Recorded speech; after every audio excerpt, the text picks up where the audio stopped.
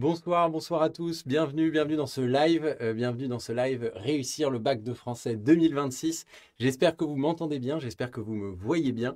On va commencer dans quelques instants, on va laisser quelques petites secondes pour que les derniers puissent arriver, s'installer confortablement, parents comme élèves. Nous allons donc ce soir parler du bac de français et notamment de l'épreuve écrite du bac de français 2026. J'espère donc qu'on m'entend, j'espère qu'on me voit. N'hésitez pas à me le dire dans le chat, à me dire bonsoir déjà, parce que moi je vous dis bonsoir, et surtout à me dire que tout fonctionne pour qu'ensuite on puisse rentrer dans le vif du sujet. Ça va être dense, ça va être intense ce soir, puisque nous allons essayer ensemble de comprendre comment réussir les épreuves écrites du bac de français qui, vous allez le voir, sont devenues maintenant véritablement décisives pour à la fois le lycée, mais aussi les études supérieures, l'orientation des élèves. Donc j'espère que tout fonctionne bien, j'espère que vous me voyez, que vous m'entendez.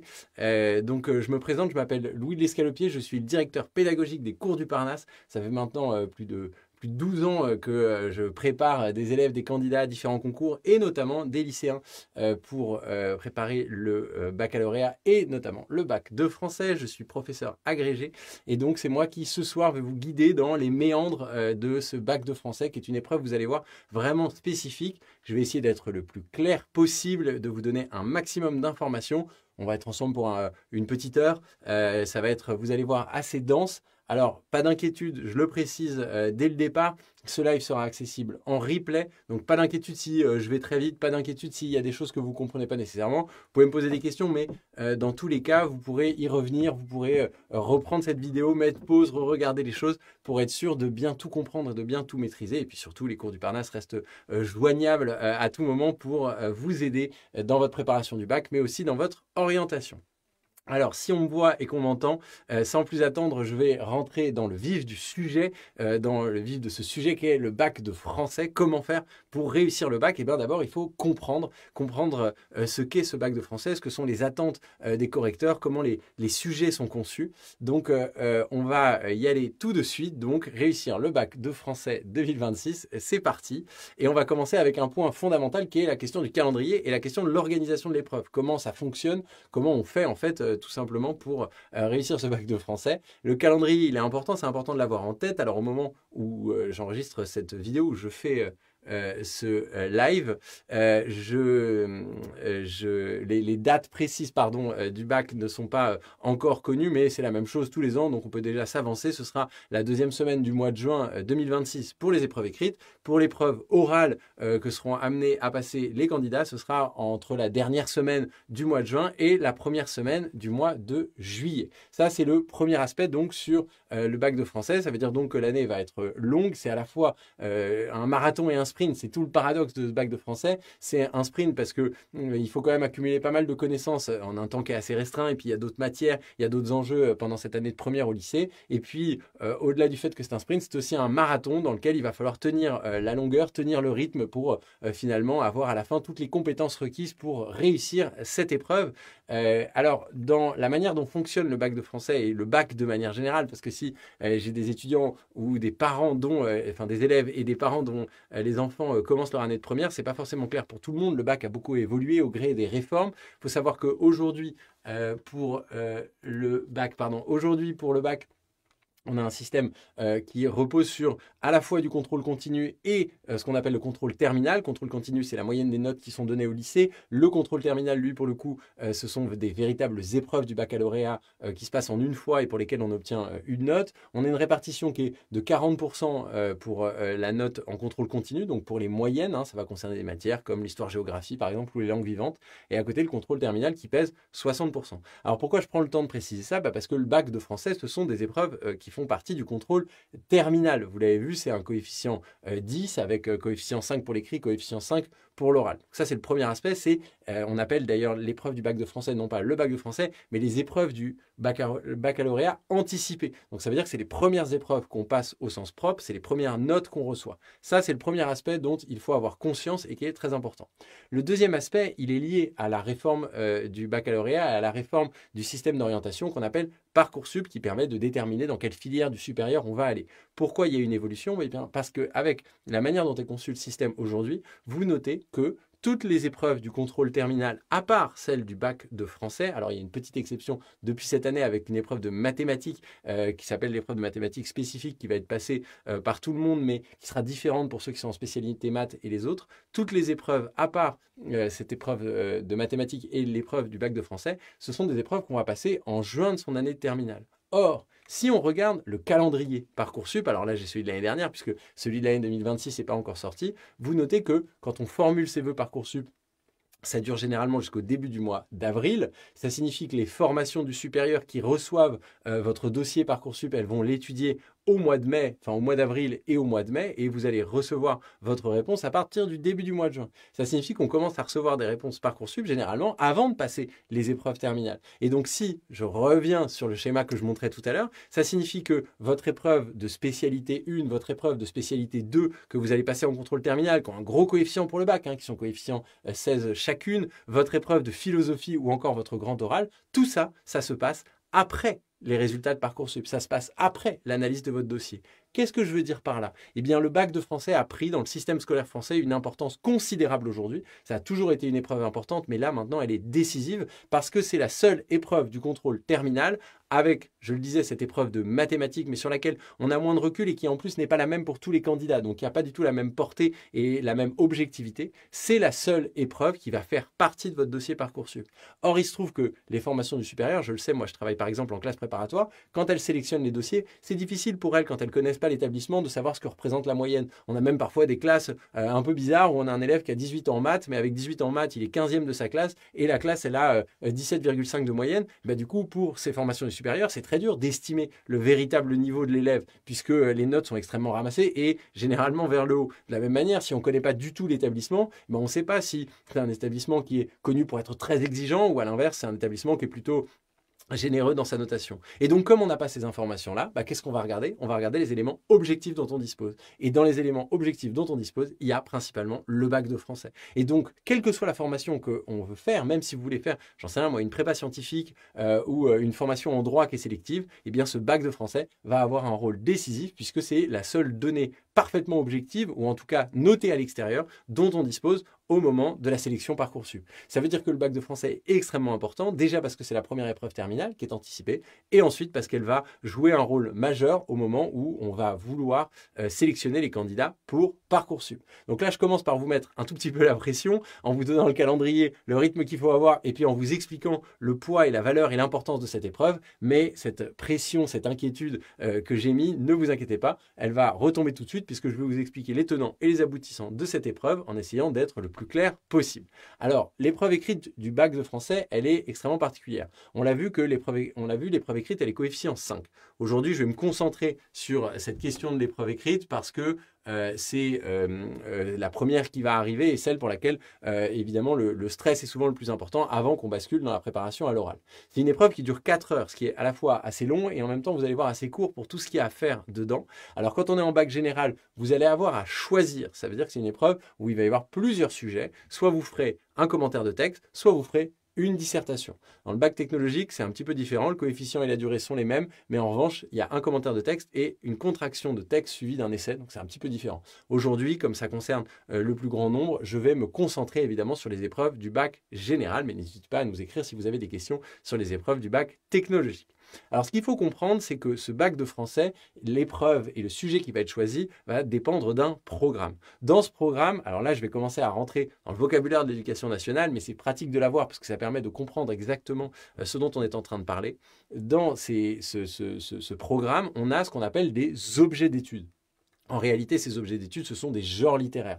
Il y en a 4. Il y a le roman, la littérature d'idées, la poésie et le théâtre. Ça veut dire que tous les élèves qui sont en première vont étudier ces 4 genres littéraires, ces 4 objets d'études pendant l'année. Ça veut dire que tout le monde va suivre le même programme. Mais il y a une petite particularité, une petite spécificité dans cette version du bac de français qui est issue de la réforme, et vous allez le voir tout de suite. Si on prend un premier objet d'étude, le roman et le récit au Moyen-Âge par exemple, il y a 3 œuvres qui sont proposées dans cet objet d'étude. Manon Lescaut de l'abbé Prévost, La peau de chagrin de Balzac et Sido suivi des Vrilles de la Vigne de Colette.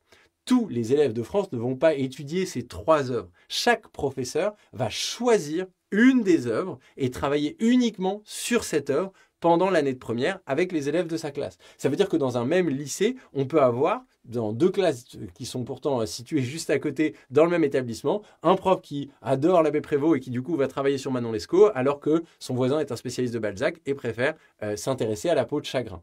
Alors, dans tous les cas, tous les élèves français de première vont travailler sur le roman et le récit, donc tout le monde étudie l'objet d'étude. En revanche, le contenu précis des cours va être différent, puisque certains vont travailler sur Manon Lescaut, d'autres sur la peau de chagrin, et un autre professeur pourra travailler sur Colette. Ce qu'il faut noter, c'est que tous les ans, il y a un quart du programme qui est renouvelé. Donc ça veut dire que tous les ans, il y a un genre littéraire, un objet d'étude pour lesquels on change les œuvres qui sont au programme. Cette année, c'est la dernière année où l'abbé Prévost, Balzac et Colette sont au programme pour le roman et le récit. Il y aura de nouvelles œuvres à partir de l'année prochaine. Si on continue dans les objets d'étude, nous avons notamment de nouvelles œuvres pour la littérature d'idées. Donc c'est la première année où ces œuvres sont au programme du bac de français. Alors ces trois œuvres, c'est le discours de la servitude volontaire d'Étienne de la Boétie, Entretien sur la pluralité des mondes de Fontenelle et Lettres d'une Péruvienne de Françoise de Graffigny. Alors les plus attentifs parmi vous auront remarqué que le nom des œuvres est suivi par ce qu'on appelle un parcours. Par exemple, la Boétie, son parcours, c'est défendre et entretenir la liberté. Alors... Pardon, ce parcours-là, il n'aura pas d'incidence sur la préparation pour les écrits. Il est surtout utile pour la préparation à l'oral. En fait, dans le cadre de la préparation à l'oral, chaque classe va préparer des textes. Les élèves de la classe avec leurs professeurs vont préparer des textes qu'ils vont présenter au bac de français. Ils passeront sur un texte au moment de l'oral du bac de français. Il se trouve que les textes qui seront issus de cette œuvre et qui seront étudiés par le professeur de français vont être étudiés sous l'angle de ce parcours. Et donc, on va étudier des extraits de la Boétie sous l'angle défendre et entretenir la liberté. Et le professeur de la classe va soit utiliser des œuvres uniquement qui viennent de l'ouvrage de la Boétie, mais peut aussi décider d'utiliser des extraits qui seront des textes qui seront étudiés pour l'oral et sur lesquels l'élève pourra passer à l'oral, qui viennent d'autres œuvres, d'autres auteurs, mais qui traitent du fait de défendre et d'entretenir la liberté. Donc ce parcours-là, il est important pour l'oral, pour l'écrit, il n'a pas d'incidence directe puisqu'on va se concentrer sur l'analyse et la réflexion sur l'œuvre. Si on passe maintenant à la poésie, c'est Rimbaud, Francis Ponge et Hélène Dorion qui sont au programme.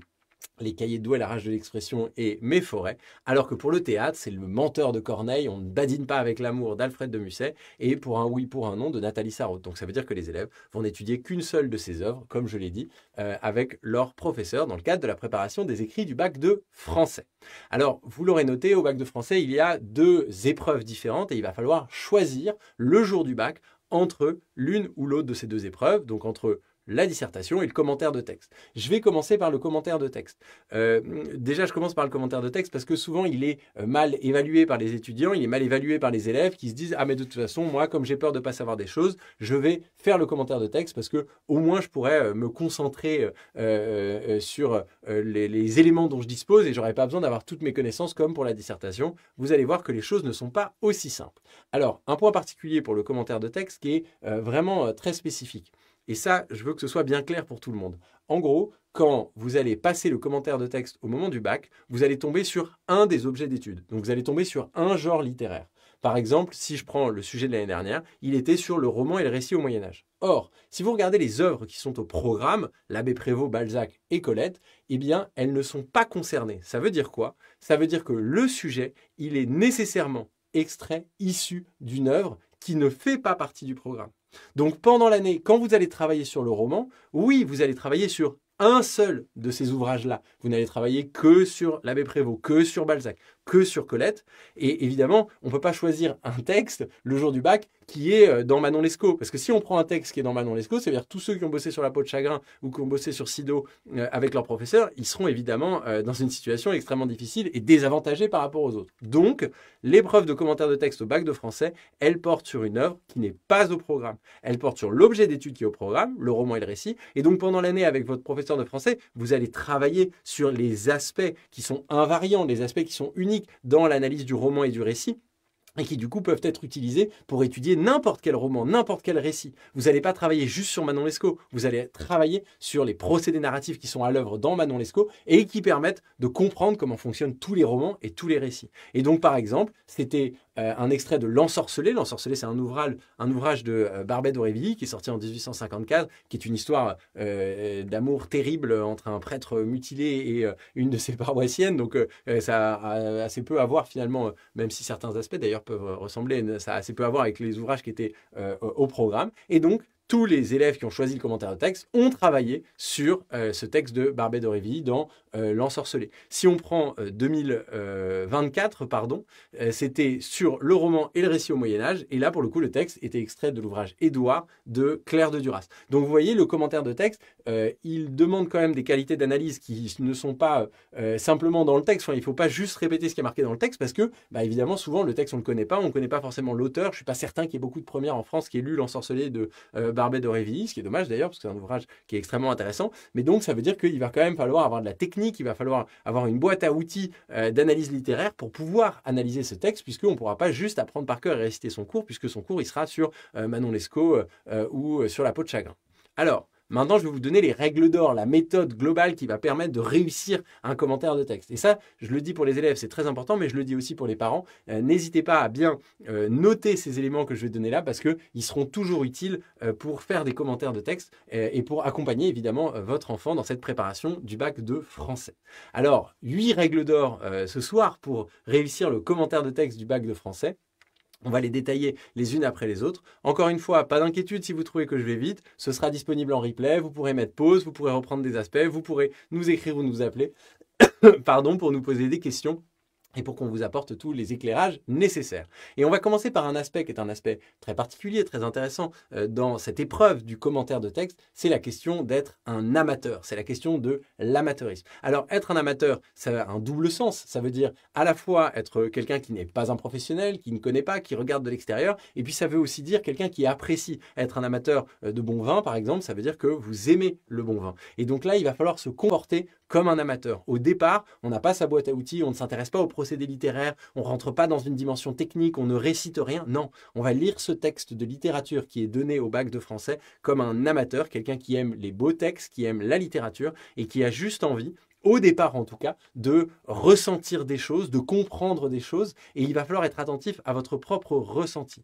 Et donc on commence, quand on reçoit son sujet de commentaire de texte, on commence simplement par le lire, une première fois, une deuxième fois, sans chercher à l'analyser. On est là pour recueillir ses propres impressions. Donc on laisse les outils dans leur boîte finalement, et on essaye juste de se dire, voilà, qu'est-ce que je ressens ? Est-ce que ça me fait rire? Est-ce que ça me rend triste? Est-ce que je suis convaincu? Est-ce que je suis exalté? Qu'est-ce qui se passe quand je lis ce texte-là? Qu'est-ce qui m'arrive? Alors ça, évidemment, il va falloir en lire des textes pendant l'année. Il va falloir être attentif dans vos cours de français parce que ça ne vient pas naturellement. Se prendre un texte de Barbey d'Aurevilly comme ça, de but en blanc, quand on n'a jamais rien lu pendant toute une année, évidemment, ça fait un peu bizarre et on ne comprend pas grand-chose. Il faut aiguiser cet amateurisme, paradoxalement, et il faut avoir l'habitude de ressentir des choses en voyant des textes littéraires. Il faut pouvoir, dans sa tête, le confronter à d'autres textes qu'on a lus. Tiens, j'ai une poésie de Francis Ponge, par exemple. Est-ce que cette poésie de Ponge, elle ressemble à ce que j'ai pu lire? Bah non, tiens, ça ressemble pas beaucoup à du Victor Hugo. Comment ça se fait? Et c'est là que les impressions vont naître. Mais d'abord, on commence vraiment par être un lecteur, un amateur, quelqu'un qui aime la littérature et qui a envie de lire un texte pour ressentir quelque chose. Une fois qu'on a fait ça, on va, là pour le coup, commencer à s'appuyer sur tout ce qu'on aura appris pendant cette année et on va prendre en compte le genre littéraire du texte. Une fois qu'on l'a lu comme un amateur et qu'on s'est dit, tiens, je ressens des choses, ça me fait rire, ça me rend triste, ça me révolte. Une fois qu'on a fait ça, on va essayer de caractériser le texte. Donc, il va falloir se poser certaines questions. Ces questions-là, pour le coup, elles viennent d'une connaissance d'un travail qui a été fait avant avec le professeur de français tout au long de l'année. Ce travail-là, c'est connaître les genres littéraires. Qu'est-ce qui fait la spécificité du théâtre? Qu'est-ce qui fait la spécificité du roman, de la poésie, de la littérature d'idées? Donc là, on commence à sortir les premiers outils qui sont les outils qui vont permettre en fait de caractériser le texte, de lui donner une caractéristique, une spécialité. Et donc là, on va se poser des questions. Je vais prendre un exemple. Si on prend par exemple, d'ailleurs non, je vais attendre un instant et je prendrai mon exemple après. Mais selon le genre du texte, vous avez évidemment différentes questions à se poser. On ne s'interroge pas de la même manière sur un texte de théâtre et sur une poésie, par exemple. Ce n'est pas du tout la même chose. On ne s'interroge pas de la même manière sur un extrait de roman qui cherche à raconter quelque chose et sur un texte de littérature d'idées. Par exemple, il y avait Olympe de Gouges qui était au programme la Déclaration des droits de la femme et de la citoyenne. Ben, on n'analyse pas et on ne réfléchit pas et on ne s'interroge pas de la même manière quand on analyse ça et quand on analyse un extrait de roman. Et donc, selon le genre du texte, on va se dire, tiens, qui est par exemple le narrateur, ou alors comment la scène est construite, tous ces aspects-là, à quel genre est-ce que ça renvoie, parce que évidemment il y a le genre littéraire, mais dans le genre littéraire il y a des sous-genres. Dans le roman par exemple, un roman d'apprentissage qui raconte la vie d'un héros qui commence quand il est tout jeune et qui va se confronter à la réalité du monde, ne s'analyse absolument pas de la même manière, j'en sais rien moi, qu'un roman qui serait un roman d'amour ou qu'un roman qui serait une fresque romanesque qui se passe au Moyen-Âge. Donc il y a tous ces aspects-là à prendre en compte. Une fois qu'on a caractérisé le sexe, qu'on a dit tiens, j'en sais rien, par exemple, c'est du théâtre. Une pièce de théâtre, ça renvoie à beaucoup de choses. Est-ce que c'est une tragédie? Est-ce que c'est une comédie? Est-ce que c'est une pièce, vous savez, qu'on appelle une pièce de boulevard? Tous ces aspects-là, évidemment, ils vont nous permettre de se poser les bonnes questions et d'aller dans le bon sens. Une fois qu'on a fait ça, on va essayer, après avoir lu comme un amateur, après avoir pris en compte le genre du texte, d'emprunter un maximum de portes d'entrée pour rentrer dans ce texte. Et c'est là que je voulais évoquer ces questions-là. En fait, la caractérisation qu'on est en train de mettre en œuvre, c'est une manière d'entrer dans le texte par différentes portes d'entrée. Et ces portes d'entrée-là, elles vont nous permettre de comprendre les choses plus précisément. Je vais prendre un extrait, par exemple. Je vais prendre un exemple. Si vous avez un extrait de théâtre, et la première question que vous allez vous poser, c'est quelle est la situation de cet extrait? Est-ce qu'on est au début de la pièce de théâtre? Est-ce qu'on est au milieu? Au contraire, est-ce qu'on est à la fin? Vous savez, les scènes de départ, elles sont souvent extrêmement spécifiques parce qu'elles vont poser le cadre dans lequel va se passer toute la narration et tout ce qu'on va suivre dans la pièce de théâtre. Alors qu'évidemment, la dernière scène, les derniers moments que vont passer les acteurs sur scène, renvoient aussi à de nombreuses autres scènes et à des procédés, à des manières de faire. On peut aussi se demander qui sont les personnages. Tiens, est-ce que ces personnages-là, ils renvoient à des archétypes, par exemple, dans les pièces de Molière ou dans les pièces de Beaumarchais ou de Marivaux? Vous savez, vous avez des personnages, typiquement le personnage, vous savez, du serviteur extrêmement malin qui sert un maître qui, lui, pour le coup, est très sûr de lui, mais beaucoup moins intelligent. Ça, c'est un archétype du théâtre et donc ça va renvoyer à beaucoup de choses. C'est une autre porte d'entrée pour comprendre à quel genre littéraire précis et à quel genre dans le théâtre on est à ce moment-là. Quel est le dispositif théâtral? Comment les choses sont organisées? Comment est-ce qu'il y a des didascalies? Comment sont positionnées les personnes? Est-ce qu'ils parlent directement au public? Au contraire, est-ce qu'ils parlent entre eux? Est-ce que c'est un monologue? Est-ce que la personne parle toute seule ou est-ce qu'on est dans un dialogue? Combien il y a de personnes sur scène? Quel est le rapport de force qui est instauré dans la scène qu'on est en train d'analyser? Est-ce que c'est des gens qui sont d'accord, qui complotent, qui sont contre, qui s'opposent? Toutes ces portes d'entrée-là, toutes ces manières de regarder le texte, elles vont en fait permettre de comprendre mieux. Pourquoi elles permettent de comprendre mieux? Parce que comme on a travaillé pendant l'année sur le théâtre, on sait comment se passe normalement la comédie, on sait comment se passe normalement la tragédie. Est-ce que là, l'auteur respecte exactement les règles de la tragédie classique? Est-ce qu'au contraire, il les néglige totalement? Est-ce qu'il les utilise mais pour les détourner?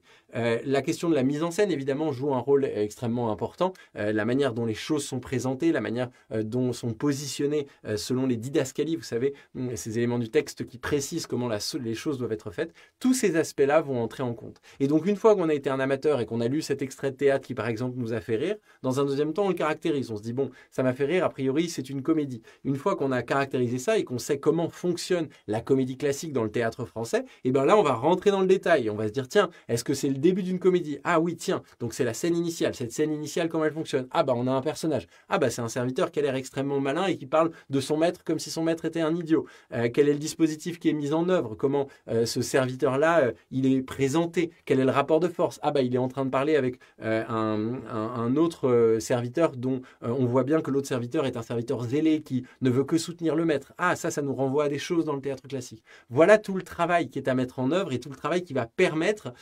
finalement de bien caractériser le texte en utilisant toutes ces portes d'entrée qui sont autant d'outils pour affiner la compréhension qu'on va avoir. Alors évidemment, selon les extraits, selon les textes que vous allez avoir, parfois la situation de l'extrait va être très utile, d'autres fois ça ne va pas servir à grand chose, mais en revanche les personnages peuvent être fondamentaux, parfois à l'inverse, les personnages ne renvoient pas du tout à des archétypes qu'on peut analyser, et donc il faut se poser toutes ces questions-là, ça ne veut pas dire qu'il faut avoir une réponse intéressante pour toutes, mais ça va permettre de ne pas passer à côté de quelque chose. Une fois qu'on a fait ça, qu'on a pris nos impressions, qu'on a caractérisé le texte et qu'on a utilisé toutes les portes d'entrée possibles, eh bien on va donner une direction à notre étude, on va donner un sens à notre travail, et cette direction-là, elle va nous permettre de construire la problématique et la question centrale à laquelle l'analyse va répondre.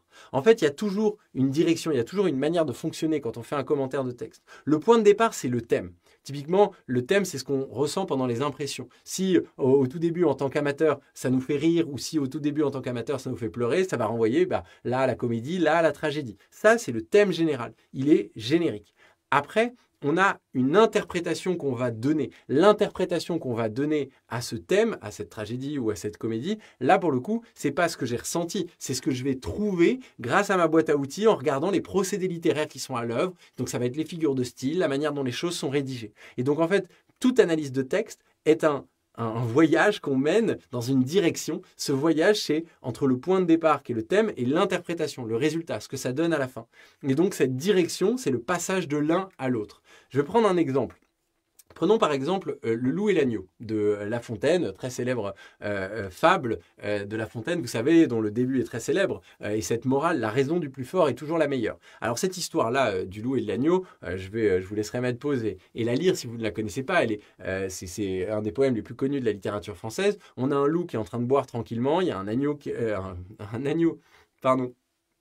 en train de boire tranquillement, c'est l'inverse. Il y a un loup qui vient le voir, et ce loup qui vient le voir commence à lui expliquer alors de nombreuses choses. Il lui dit « Ah, mais on est en train de boire tous les deux dans la même eau, ça veut dire que tu as troublé, que tu as sali l'eau que j'étais en train de boire. » L'agneau lui dit « Bah non, ça n'a pas de sens parce que je suis plus bas que vous sur la rivière, donc ça veut dire que l'eau que vous buvez n'a pas été touchée par moi quand j'étais en train de boire. » Après, le loup va chercher d'autres excuses, je ne rentre pas dans le détail, mais il va chercher d'autres excuses, et puis à chaque fois qu'il cherche une excuse, l'agneau lui dit « Mais non, en fait, c'est pas possible, j'étais pas né, mais non, c'est pas possible, et ainsi de suite. » Et en fait, à la fin, le loup, alors la fin est très célèbre, le loup l'emporte et puis le mange sans autre forme de procès. Et donc, on lit cette scène, on lit cette fable de La Fontaine, et donc là, on a un point de départ, évidemment, c'est que c'est une tragédie, c'est tragique, hein, c'est un pauvre agneau qui a rien demandé à personne et qui se fait bouffer par un loup. Je suis désolé, mais il y a peu de choses qui sont aussi tragiques. Donc ça, c'est le point de départ. Quand on rentre dans le thème au départ, on associe ce poème-là à un thème, c'est une histoire terrible, et d'ailleurs il le dit dès le départ, la raison du plus fort est toujours la meilleure,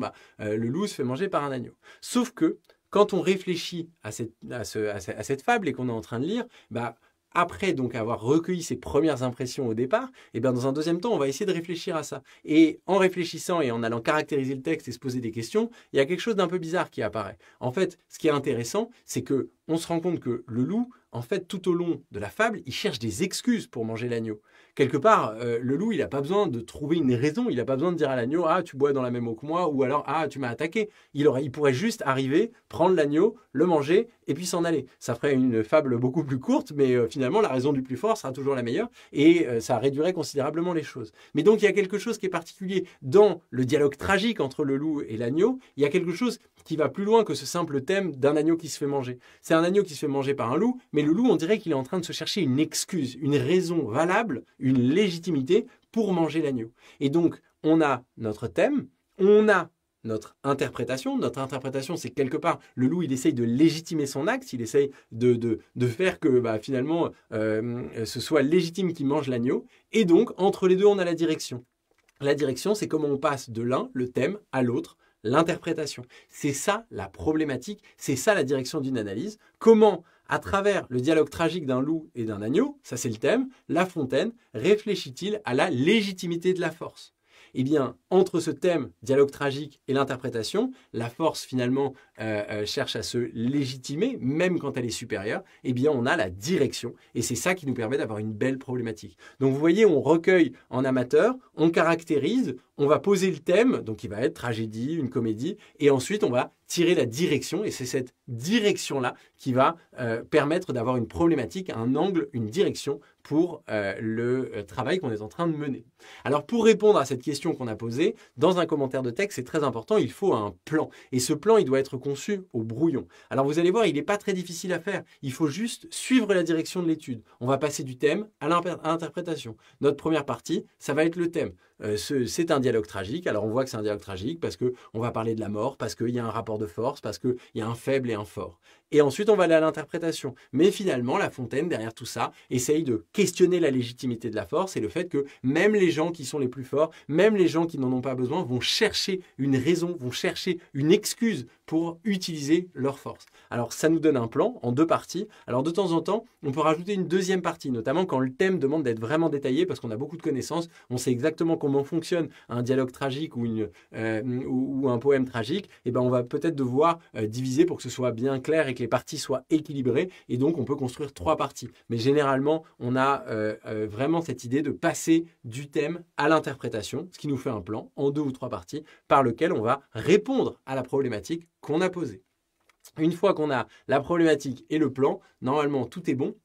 Néanmoins, il faut quand même que je précise 2 écueils qui sont très problématiques quand on fait des études de documents. Alors ces 2 écueils-là, le premier, c'est l'écueil de l'élève qui n'a pas travaillé. Donc c'est l'erreur de l'élève qui n'a pas travaillé, c'est ce qu'on appelle la paraphrase. Si on prend la définition du Larousse, c'est un développement explicatif, mais c'est surtout un commentaire verbeux et diffus. Ça veut dire quoi? Ça veut dire que paraphraser, c'est écrire à côté. C'est pour ça que je dis que c'est l'erreur du mauvais élève. Le mauvais élève, comme il n'a pas travaillé, il n'a pas de connaissances. Il ne sait pas analyser un texte littéraire, il ne sait pas ce que c'est une figure de style, il ne sait pas comment fonctionne la poésie du XVIIe siècle ou le roman du XIXe. Et donc, en fait, s'il veut trouver des choses à dire, il va être obligé de les trouver dans le texte. Et donc, quelle analyse il va faire du texte? Eh ben, il va dire, ah bah c'est l'histoire d'un loup, et puis le loup, il est en train d'être en désaccord avec un agneau, et puis finalement, le loup mange l'agneau. Et donc, en fait, là, on écrit à côté, on répète ce qui est marqué dans le texte, et avec tout le respect que j'ai pour vous, vous écrivez vachement moins bien que La Fontaine, et donc, ça n'a aucun intérêt. Ça veut dire quoi? Ça veut dire que ce premier écueil, qui est l'écueil du mauvais élève, si vous êtes en train de regarder ce live ou que vous regardez le replay en vidéo, ça ne vous arrivera pas parce que vous êtes des gens consciencieux,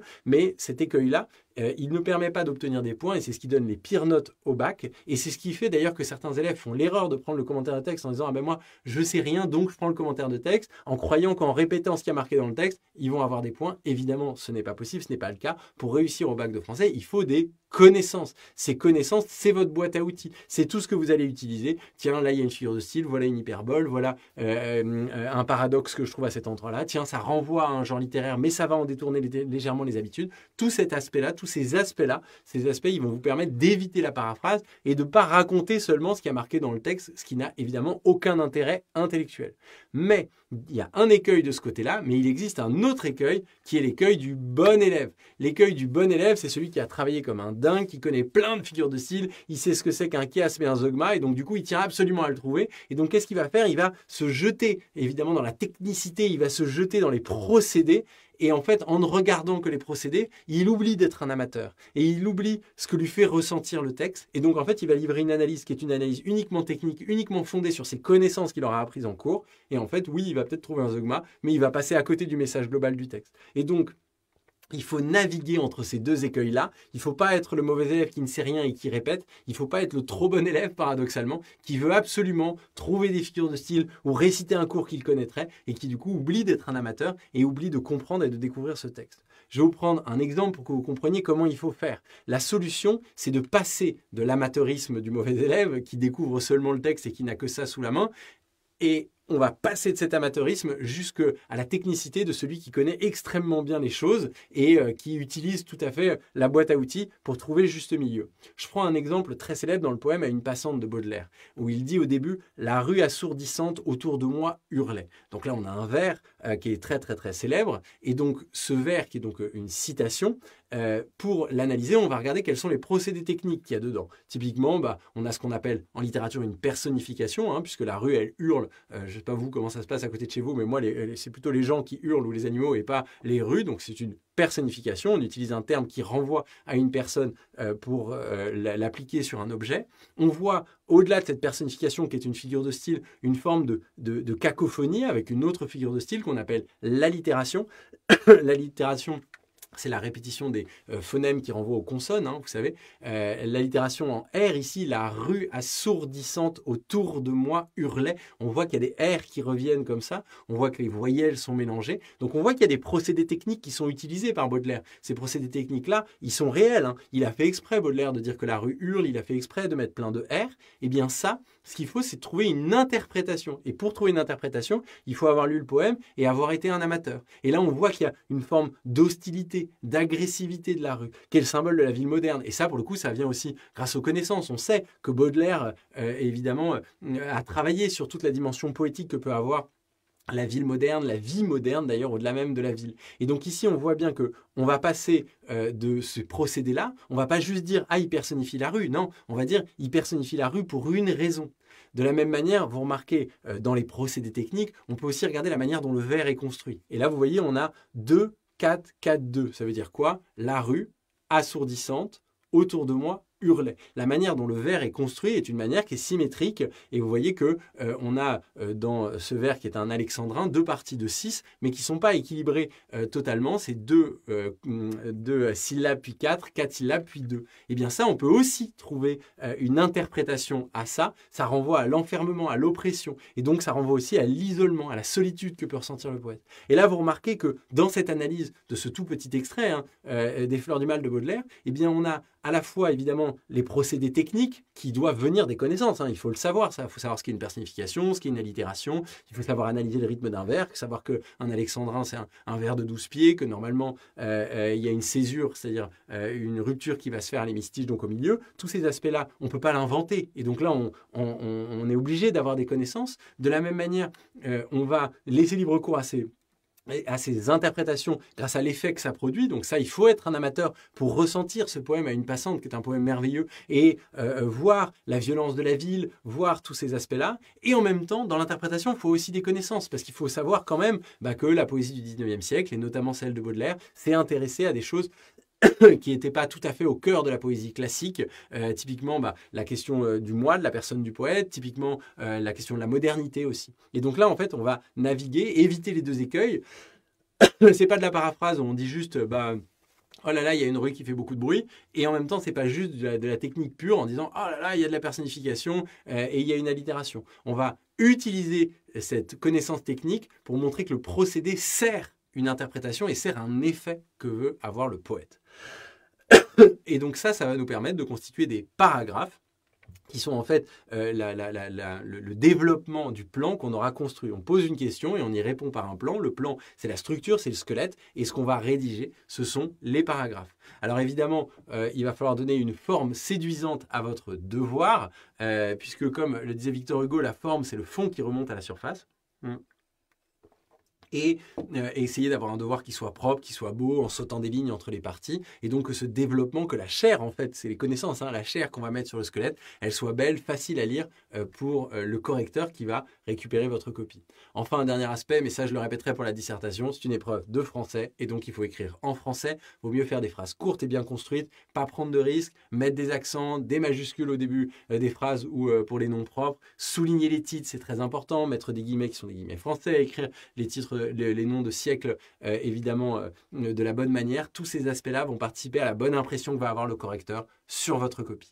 Ça, c'était pour le commentaire de texte, mais sans plus attendre, pour qu'on ne perde pas trop de temps, je passe à la dissertation. La dissertation qui est l'épreuve reine, qui souvent est négligée par les candidats et les élèves qui passent le baccalauréat parce qu'ils ont peur de ne pas savoir. Mais maintenant qu'ils ont regardé cette vidéo, et j'en suis certain, ils sont très nombreux, ils se sont bien rendus compte que quand on faisait le commentaire de texte, il fallait aussi beaucoup de connaissances. Et donc, ça veut dire que si c'est juste la question des connaissances, vous choisirez plus librement entre la dissertation et le commentaire. Alors, pour la dissertation, on a une solution différente qui a été apportée au fait qu'il y ait 3 œuvres au programme de chacun des objets d'étude et donc que tout le monde ne travaille pas sur la même chose. Eh bien, en dissertation, il y a 3 sujets. Donc, en fait, on va choisir le sujet de dissertation qui porte sur son œuvre. Typiquement, l'année dernière, en 2025, c'était le théâtre qui était au programme. Et bien, vous remarquez qu'il y a un sujet A qui porte sur Corneille et sa pièce Le Menteur. Ça veut dire que ceux qui l'ont étudié en cours, alors vous ne trompez pas le jour du bac, travaillez sur la bonne œuvre, pas celle que vous n'avez pas vue en cours. Il y a un sujet B qui était sur Alfred de Musset, les personnages s'affrontent-ils sérieusement dans On ne badine pas avec l'amour. Et un sujet C qui était sur Pour un oui ou pour un non de Nathalie Sarraute. Donc le jour J, vous allez choisir le sujet qui porte sur l'œuvre que vous avez étudiée avec votre professeur. En 2024, on avait la même chose avec la poésie, un sujet sur Rimbaud, un sujet sur Ponge et un sujet sur Hélène Doré. Donc, autant le commentaire de texte porte nécessairement sur une œuvre qui n'est pas au programme, autant la dissertation, elle, porte bien sur l'œuvre qui est au programme. Ça porte sur un objet d'étude et donc sur une œuvre que vous aurez étudiée pendant l'année avec votre professeur. Alors maintenant, quelles sont les règles d'or de la dissertation? La première règle, elle vient de ce que j'ai dit à l'instant. L'œuvre sur laquelle vous allez passer, vous l'avez travaillée pendant l'année avec votre professeur. Et donc, ça veut dire quoi? Ça veut dire qu'on peut tomber dans un écueil, on peut faire une erreur qui est très importante, c'est de se dire, ok, je tombe sur, j'en sais rien moi, Nathalie Sarraute, je vais réciter tout mon cours sur Nathalie Sarraute. Non, il faut, et c'est la première règle d'or, se concentrer sur le sujet, le sujet, le sujet. 9 élèves sur 10, et je peux vous le dire, j'ai corrigé le baccalauréat, se contentent de réciter leur cours. Ils voient Nathalie Sarraute, ils s'en fichent de savoir quel est le sujet exactement, ils vont juste balancer tout ce qu'ils savent. Et d'ailleurs, on le voit, ceux-là, d'ailleurs, ils sont souvent déçus au moment des notes, on le voit parce que quand ils sortent, ils disent « Ah mais moi, ça s'est hyper bien passé, j'ai tout mis ». C'est pas possible de tout mettre le jour J, puisque le sujet, il est précis. Et donc, comme le sujet, il est précis, si vous mettez tout, c'est que vous mettez des choses qui sont hors sujet. Et ça, c'est un élément qu'il faut vraiment comprendre quand on est un élève au lycée, quand on est en première, c'est que une information qui n'a pas sa place dans un travail de dissertation, si on la met, ça coûte des points. Et ça fait plus perdre de points de mettre une information qui sert à rien que de ne rien mettre. Et ça, c'est une erreur aussi qui est liée au système scolaire français où souvent, notamment au collège, quand il y a un contrôle, on récite tout ce qu'on sait et puis le professeur va choisir un peu lui-même ce qui compte et ce qui compte pas, mais il va valoriser le fait d'avoir appris. Là, on est au lycée, on est en première, on passe le bac. Et donc, du coup, les enjeux sont pas du tout les mêmes. Et donc, l'objet, c'est pas de tout mettre, c'est non seulement de connaître des choses, mais de sélectionner dans les connaissances qu'on a ce qui correspond exactement au sujet. Et je peux vous le dire, ça énerve, ça exaspère même, j'ai mis là, les correcteurs quand ils voient cette récitation complète du cours et ils ont tendance à mettre des notes qui sont des notes vraiment basses. Et donc évidemment qu'il faut très bien connaître l'œuvre, mais il faut très bien connaître l'œuvre non pas pour dire tout ce qu'on sait, mais pour choisir dans les connaissances qu'on a celles qui correspondent exactement à ce sujet précis. Et donc le jour J, dans votre travail, vous devez faire sentir au correcteur que ce que vous écrivez là, vous ne l'écrivez que pour ce sujet-là. Que le sujet qui est proposé au bac, il est unique au monde, même si vous en avez fait un qui ressemble beaucoup en bac blanc pendant l'année au lycée, ça ne change rien. Il faut montrer au correcteur que vous n'êtes pas en train de réciter tout ce que vous savez sur Nathalie Sarraute, mais que vous piochez dans vos connaissances sur Nathalie Sarraute, ce qui vous permet d'éclairer, d'analyser le sujet et de montrer toute sa complexité. Il faut montrer, en fait c'est une véritable déclaration d'amour au sujet et à ceux qui l'ont conçu, il faut montrer que ce sujet-là, il est unique au monde. Évidemment, vous allez piocher dans des connaissances sur des thématiques que vous aurez vues avec votre professeur. Vous n'allez pas inventer des choses le jour J, mais il faut vraiment montrer que les choses que vous prenez, ce n'est pas tout ce que vous savez. Et donc, cette analyse du sujet, qui est très très importante, cette concentration sur le sujet, elle va orienter le devoir et vous éviter de faire ce qui est une terrible erreur en dissertation, un hors-sujet. Je prends un sujet qui était tombé il y a quelques années et je reste sur la poésie baudelairienne parce que j'aime bien et comme ça me permet d'exclure personne puisque je ne prends pas une œuvre au programme cette année. Tu m'as donné ta boue et j'en ai fait de l'or. Pensez-vous que cette affirmation résume le travail poétique de Baudelaire dans Les Fleurs du Mal? Là, on a un sujet de dissertation. Mais vous voyez que ce sujet de dissertation, il est très précis. C'est pas juste « dites-moi tout ce que vous savez sur Baudelaire et sur Les Fleurs du Mal ». Il y a plein d'autres aspects dans Baudelaire et Les Fleurs du Mal. Mais là, dans Les Fleurs du Mal de Baudelaire, pardon. Mais là, en l'occurrence, c'est un angle précis. Donc, qu'est-ce qu'il faut faire? Il faut vraiment l'analyser, le sujet. Il faut vraiment réfléchir à ce sujet-là et pas un autre. Et donc, on va l'analyser très précisément. On va se dire « Ok, tiens, alors ce sujet-là, c'est une question avec une citation dedans. On va aller un peu plus loin. La question, c'est oui ou non. Est-ce que vous pensez que ce qui est dit là, ça résume tout ce que fait Baudelaire dans Les Fleurs du Mal? Alors, je ne vais pas faire de spoiler, mais a priori, il y a peu de chances que ce soit ça. Et on va identifier les mots-clés pour essayer de comprendre ce dont parle le sujet. Typiquement, là, il y a boue et or. Ça, c'est une antithèse, évidemment. Il y a une portée métaphorique. La boue, ça va renvoyer à l'obscurité, à la pauvreté, à la laideur, à la saleté. Là où l'or renvoie à la richesse, à l'éclat, la clarté, renvoie à la beauté. Et donc, il y a une construction antithétique dans la phrase même de Baudelaire. Si on va un peu plus loin, il y a cette évocation du tu et du je, où on voit que c'est le poète lui-même qui reçoit quelque chose, il reçoit la boue et il en fait de l'or. Et donc, en fait, tout ça, c'est une transformation. J'en ai fait. Et ça, cette transformation-là, c'est un processus qui est fait par le poète et qui renvoie finalement, et là c'est aussi là que la culture littéraire a son importance, mais au travail des alchimistes. Vous savez, ceux qui changeaient, ou en tout cas qui cherchaient à changer au Moyen-Âge la boue ou le plomb ou d'autres matériaux en or. Et du coup, le poète serait un alchimiste. Ce serait celui qui prend les choses qui sont laides, qui sont dures, qui sont tristes dans le monde et qui les transforme en or éclatant et riche. Et donc là, il y a vraiment un travail de réflexion à faire sur cette antithèse-là. Et ensuite, on le reprend dans le cadre du sujet. Est-ce que Les Fleurs du Mal de Baudelaire, c'est juste quelqu'un qui prend la boue du monde, par exemple la laideur de la rue et le bruit de la rue, pour le transformer en or? Est-ce que ça résume ça? Et donc le plan commence à venir. Une fois qu'on a bien analysé le sujet, comme pour l'étude de documents, on va finalement construire la problématique, la question générale à laquelle le sujet invite et qui va nous permettre derrière de répondre. Et donc en fait, c'est une reformulation de la question posée. Donc la problématique, c'est pas reprendre le sujet, c'est le reformuler en explicitant, en rendant clair les enjeux, les sous-entendus qu'il peut y avoir dans le sujet, qui va être sous une forme interrogative. C'est une question à laquelle le plan va répondre et il faut qu'elle soit quand même assez courte. C'est pour ça qu'il faut bien réfléchir avant parce qu'il va falloir mettre beaucoup d'informations en peu de mots. Si je prends par exemple le sujet que j'avais pris sur Baudelaire, dans quelle mesure la poésie de Baudelaire embellit-elle le réel? On peut même aller plus loin, on pourrait dire dans quelle mesure la poésie de Baudelaire se limite à une tentative d'embellissement du réel. Et là, vous voyez, une problématique, il n'y en a pas qu'une.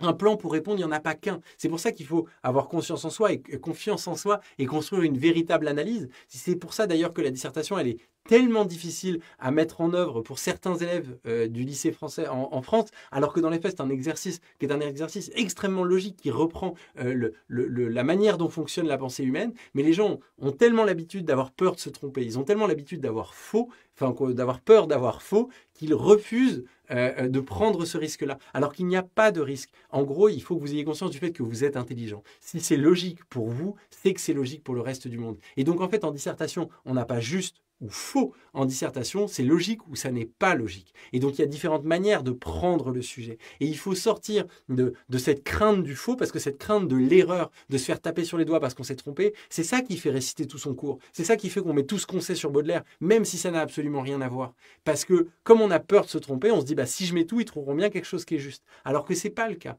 Il faut vraiment se faire confiance à sa capacité de réflexion. C'est mieux d'avoir réfléchi avant et d'avoir des éléments culturels qui permettent de comprendre ce dont on parle. Mais il faut vraiment essayer de construire cette réflexion en se disant, si mon raisonnement est solide, si mon interprétation est solide, eh bien, ça fonctionnera. Même si je ne fais pas la même chose que le voisin et même si en sortant, il me dit « Ah, mais moi, je n'ai pas du tout fait ça », c'est pas grave. Il y a différentes manières d'analyser un sujet. Alors, évidemment, pour que ça suive le mouvement de la pensée humaine naturelle, il faut appliquer ce qu'on appelle un plan dialectique. Un plan dialectique, et ça c'est très important et j'insiste dessus, c'est un plan qui va d'abord envisager le bien fondé d'une thèse. Donc la première partie va nous permettre, et c'est ce qu'on appelle une partie en certes, ça va nous permettre de montrer à quel point une thèse va être vraie, une idée, une vision va être vraie. Dans un deuxième temps, on ne va pas dire qu'elle est fausse. Ce qu'on dit dans la première partie, quand je dis dans la première partie ça c'est vrai, ça le sera pour toujours. Mais dans un deuxième temps, on va dire oui c'est vrai, cependant, c'est limité par certains aspects. Ça peut être nuancé.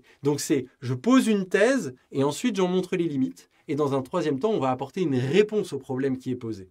Ça, cette manière de fonctionner, c'est ce qu'on peut construire selon un mouvement structuré, si cependant, dès lors, si cependant, par conséquent, ça reproduit une pensée ouverte et structurée. Mais attention, et ça j'insiste lourdement, et c'est vrai pour la dissertation du bac de français, mais ce sera vrai en philosophie, ce sera vrai en histoire, dans toutes les spécialités que vous pouvez avoir où il faut faire des dissertations, c'est pas vrai, faux, un peu des deux. On ne va pas faire une première partie où on dit quelque chose et une deuxième partie où on dit son contraire. Ça n'a aucun sens. Si vous croisez quelqu'un dans la rue et que vous lui dites « Ah tiens, est-ce que tu sais s'il fait beau demain ?» Il ne va pas vous répondre « Oui, il fait très beau demain. Non, il fait un temps affreux. » Ce sera l'un ou l'autre. En revanche, je peux vous dire « Oui, il fait très beau demain.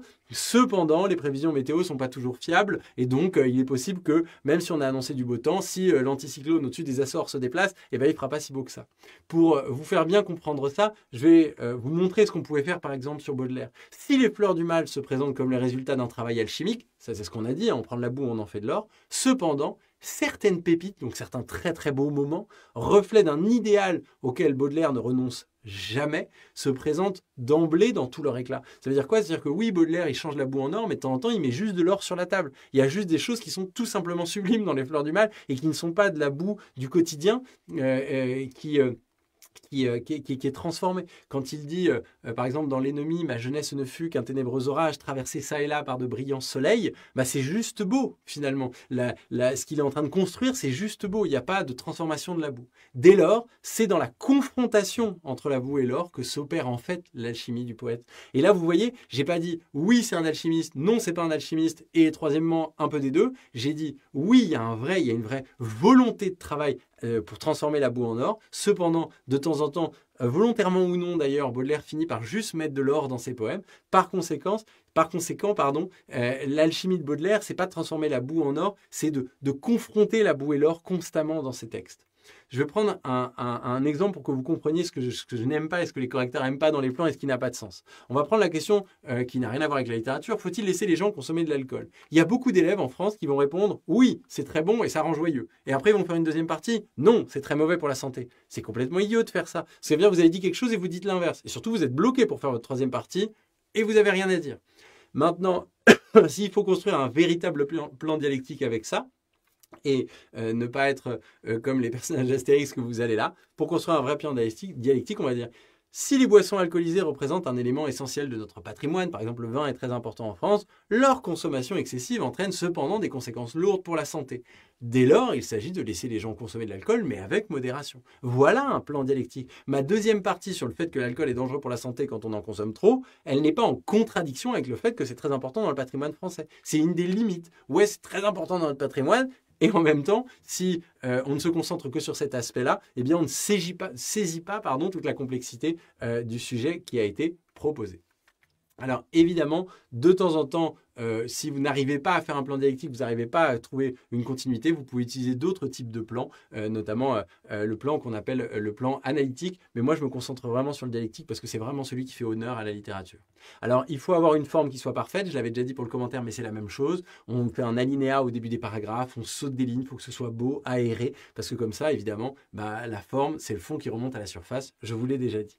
Alors, c'est une argumentation, la dissertation. Chaque sous-partie est une petite démonstration, vraiment démonstration au sens mathématique du terme qui veut prouver quelque chose. Et donc, chaque sous-partie va commencer par une phrase titre, par exemple. Là, je prends une sous-partie, la poésie baudelairienne trouve de la beauté dans le mal et la mort. Chaque début de sous-partie va répondre à la problématique qui a été posée au départ. On n'est pas là pour réciter, on n'est pas là pour raconter, on est là pour répondre de manière argumentée à quelque chose, à une question qu'on a posée soi-même, c'est la problématique. Et donc dedans, on va apporter, après cette phrase titre, eh bien on va apporter des phrases qui vont exprimer les choses plus précisément, en donnant des raisonnements logiques, des arguments d'autorité, et surtout des exemples précis issus de l'œuvre. Typiquement, si on prend Baudelaire, par exemple, Baudelaire ne cesse de faire part de son attirance pour le mal et la mort. Or, le travail poétique permet de sublimer les pulsions morbides, d'en faire des œuvres d'art. Donc, Baudelaire arrive à trouver de la beauté dans le mal et la mort. Et une fois que j'ai apporté ce raisonnement logique, je vais donner un exemple. Et l'exemple, par exemple, c'est le très célèbre poème À une charogne qu'il y a dans Les Fleurs du Mal, où il dit quand même « Et le ciel regardait la carcasse superbe comme une fleur s'épanouir. La puanteur était si forte que sur l'herbe vous crûtes vous évanouir. » Eh bien, parler d'une carcasse superbe, une carcasse c'est comme un animal mort qui serait superbe, dans cet oxymore-là, il y a évidemment tout le travail poétique de Baudelaire qui est fait. Et ça, il faut le faire. Pour réussir une dissertation, il faut citer les œuvres qui sont au programme, il faut apporter des connaissances. Ce n'est pas juste un raisonnement théorique à vide, il faut prouver ces connaissances grâce évidemment à des exemples très précis qui sont issus du travail qu'on a mené sur l'œuvre pendant l'année. Je répète mon dernier conseil, c'est le bac de français. Montrez que vous le maîtrisez, écrivez en français. Ce sont les mêmes conseils pour vous montrer que je suis quelqu'un de très cohérent. Ce sont les mêmes conseils que ceux qu'on donne pour le commentaire de texte. Alors maintenant que j'ai dit tout ça, j'espère vous avoir éclairé sur le commentaire de texte, sur la dissertation. Je vous parle 2 secondes des cours du Parnasse parce que c'est grâce à eux, je pense, que vous allez pouvoir réussir cette épreuve du bac de français. Les cours du Parnasse, c'est un institut de préparation, notamment au bac de français, mais pas seulement, à plein de concours. Ça fait plus de 10 ans maintenant qu'on a préparé des milliers de lycéens au bac de français, au bac de manière générale, au concours de Sciences Po, des IEP, des écoles de commerce, des écoles d'ingénieurs. On met vraiment notre travail au service de votre réussite et il se trouve qu'on a des préparations spécialement pour le bac de français. Déjà, on a des stages intensifs qui s'appellent les stages ambition, qui sont pour les élèves de première qui veulent cartonner au lycée. On insiste sur 3 choses. Le français, évidemment, vous avez 6 heures de cours par semaine de stage, mais en plus de ça, vous allez pouvoir choisir vos 2 spécialités et travailler à fond vos spécialités pour réussir dans les meilleures conditions au lycée. Si vraiment vous, votre stress et votre problème, c'est le bac de français, on en reparlera, on propose des choses un peu différentes. Les stages ambition, ils sont à Paris, près du Jardin du Luxembourg. Il y en a pendant toutes les vacances scolaires des zones de Paris, donc n'hésitez pas à venir nous voir. Il y a des professeurs d'exception qui sont totalement au service des élèves. Vous allez recevoir plein de connaissances, plein de méthodes pour prendre de l'avance au lycée, pouvoir cartonner, avoir le meilleur dossier scolaire possible et réussir cette épreuve du bac de français. Si vous, vraiment, ce qui vous stresse, c'est uniquement le français, on fait aussi des stages intensifs avec vraiment de la révision à fond pour les écrits. C'est 10 heures de cours, généralement sur 3 jours. Donc c'est un peu plus court, un peu plus intense. On fait 10 heures de cours de français et une épreuve blanche corrigée. Il y en a aussi une dans les stages ambition. Et là, on le fait à Paris. Pendant les vacances d'hiver et pendant les vacances de printemps et on fait que du bac de français à fond pour vraiment augmenter ses notes. En plus de ça, on propose aussi pour le bac de français une préparation à distance pour ceux qui seraient intéressés, qui ne seraient pas à Paris, qui ne pourraient pas faire les stages. Et sur cette préparation à distance, elle est disponible tout le temps et dans cette préparation à distance, vous avez même la possibilité de prendre des corrections de copies illimitées, donc vous pouvez envoyer toutes les copies que vous voulez, avoir les corrections qui sont faites par un prof de français d'excellence qui connaît parfaitement toutes les œuvres et les méthodes. Et en plus de ça, vous allez avoir des vidéos de cours sur les œuvres qui sont au programme, quelles que soient les œuvres qui ont été choisies. Donc si votre prof de français et absent pendant 3 semaines par exemple et que vous avez peur de prendre du retard, pas de problème, là vous aurez tous les cours, vous avez aussi des cours de méthode qui vont permettre de réussir le commentaire quoi qu'il en soit dans toutes les situations, vous avez des outils d'analyse, vous avez même de la grammaire qui vous est donnée, vous avez tout ça sur un espace élève qui est à distance et vous voyez les choses sont bien triées, bien organisées, de la grammaire, de la méthodologie et surtout des vidéos sur les œuvres au programme. Là par exemple, c'est les vidéos qu'on peut avoir sur la dissertation avec vraiment chaque étape de la construction de la dissertation parfaitement expliquée, mais on a aussi des vidéos sur la nature et des mots qui vont énormément vous aider pour l'oral comme pour le commentaire à l'écrit et surtout des vidéos sur les œuvres avec par exemple une analyse du menteur et toutes les œuvres qui sont au programme sont disponibles sur cette plateforme et donc vont vous permettre évidemment de progresser extrêmement rapidement sachant qu'en plus on a des professeurs qui sont vraiment des professeurs d'exception et qui vont beaucoup vous aider. En plus de ça, si votre stress c'est l'oral, nous avons aussi une préparation qui là pour le coup est spécifique à l'oral où vous allez avoir un professeur qui va vous suivre et qui va notamment reprendre avec vous les textes qui sont décidés par votre prof au lycée et vous faire passer 2 entretiens blancs qui vont vraiment vous permettre de vous mettre dans les conditions réelles du bac de français. Il va vous aider à progresser sur la forme comme sur le fond pour être sûr de cartonner aussi bien donc à l'écrit qu'à l'oral. Alors, petit point juste sur ce qui est tombé, ça c'est... On aura l'occasion d'en reparler dans d'autres lives. Sachez donc que l'année dernière, c'était le roman et le récit et le théâtre qui sont tombés. Je le dis juste comme ça, on en discutera, mais vous remarquez que la littérature d'idées n'est pas tombée depuis extrêmement longtemps. Deuxième élément, les textes qui sont au programme pour le roman et le récit vont changer l'année prochaine. C'est la dernière année. Peut-être que le jury aura envie de se faire un peu plaisir en mettant un dernier sujet.